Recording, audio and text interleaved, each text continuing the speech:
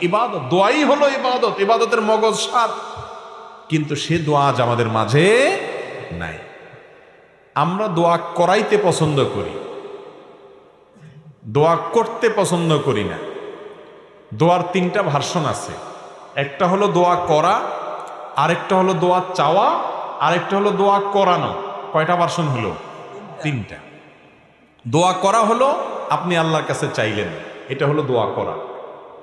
দোয়া চাওয়া হলো ভাই আপনি আমার জন্য দোয়া করেন, আমি শরীরটা ভালো না, ভালো যাচ্ছে না আমার, আপনি আমার জন্য দোয়া করেন। আমি বিপদগ্রস্ত, আমার জন্য দোয়া করেন। আমার বাবার জন্য দোয়া করেন, তিনি মারা গেছেন। আমার মা অসুস্থ, তার জন্য দোয়া করেন।